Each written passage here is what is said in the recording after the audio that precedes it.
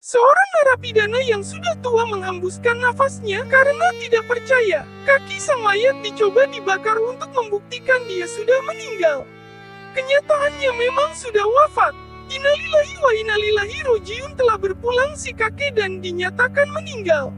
Sepasang mata melihat, bersedih, terpukul, dan meratapi. Sebab mereka merencanakan kabur berdua saja tanpa mengajak siapa-siapa. Hanya berdua, menyesal dan merasa sedih. Si kakek benar sudah wafat alias meninggal untuk selama-lamanya.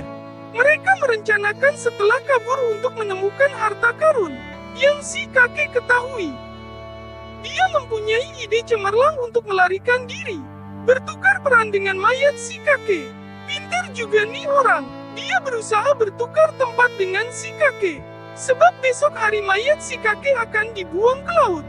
Pintar pisanlah, dia memindahkan si kakek ke tempat tidur dia, dan memotong rambutnya dan disimpan di kelas si kakek biar kelihatan dia. Terus dia menutup lubang, dan cepat menggantikan si kakek. Beliau masuk ke kain, dan menunggu penjaga menjemput. Tak lama penjaga datang berdua, mengangkat sang mayat untuk dibawa keluar, dengan berhati-hati pisan, tanpa curiga apapun. Dan memberi bongkahan besi di kaki mayat, biar tenggelam. Dibawa, menyusuri jalan setapak, dilempar, diceburkan. Mayat itu langsung masuk ke dalam air.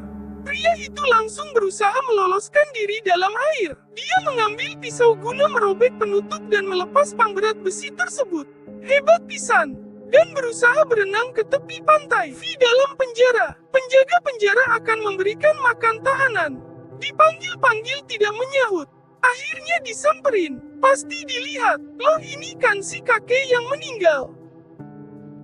Kaget dan tidak percaya apa yang telah terjadi semua. Semua dipanggil. Kumpul. Ditemukan lubang. Wah, kita tertipu. Kejar buronan yang kabur. Sang buronan sudah sampai pantai. Untung beliau bisa berenang. Coba kalau tidak bisa berenang. Merasa lelah, capek, lapar, haus, dan lain sebagainya.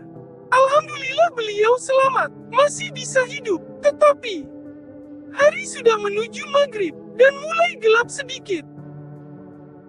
Kepala penjara marah besar, berteriak.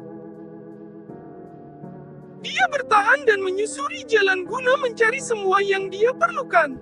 Sang buronan menemukan rumah, dan mengambil yang dia perlukan untuk bertahan hidup. Ganti baju, tengok kiri, tengok kanan, takut ada yang melihat. Dia berjalan menyusuri rumah dan menemukan kaca. Beliau merasa tidak percaya dengan wajahnya yang sudah semeraut begitu. Mukaku kok begini? Kenapa dengan muka aku? Ucap beliau dalam hatinya. Wah, aku harus merapikannya. Dia mencari sesuatu, mencari semua yang dia perlukan. Pokoknya semua, cukur janggut dan lain-lain. Dia bergegas meninggalkan rumah itu. Penampilan baru dia setelah mencukur janggut rambut ya lumayan ganteng juga. Dia menyusuri jalan yang dimana dia tinggal, dan bertemu dengan tetangga, dan menanyakan keadaan ayahnya.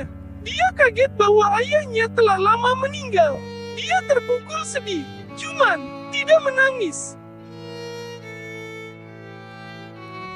Guna untuk meyakinkan dirinya, dia datang ke pemakaman dan bertemu dengan kuncen makam atau penjaga makam.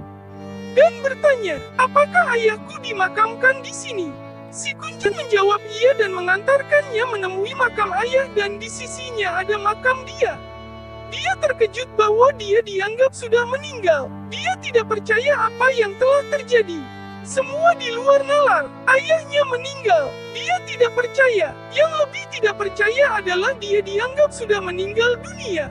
Padahal dia masih hidup dan melihat kuburan dia sendiri.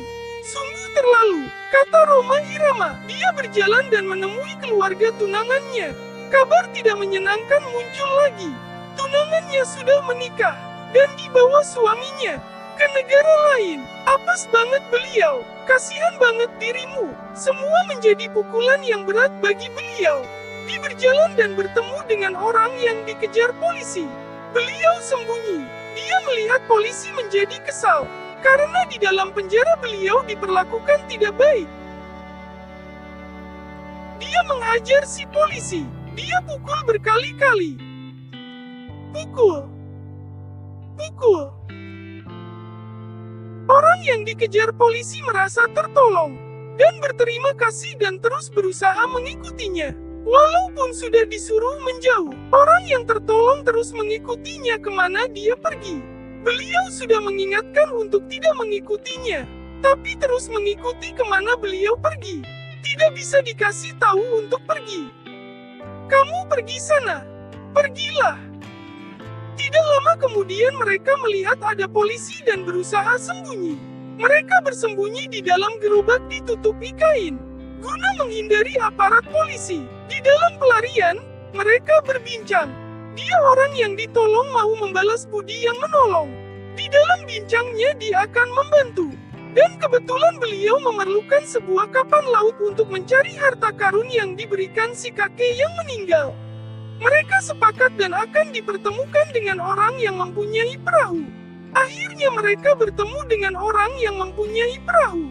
Mereka sepakat untuk berlayar menyusuri laut yang luas. Setelah tiba di sebuah pulau, yang dimana pulau tersebut banyak bebatuan semua, turun dari perahu dan berbincang. Memulai penjelajahan dengan melihat peta dan menyusuri setiap langkah menuju harta karun. Dengan sabar dan teliti beliau mencari jalannya menuju pintu harta karun. Beliau terus menelusuri pulau yang penuh dengan bebatuan itu. Dia terus mencari. Putus asa telah berusaha menggodanya.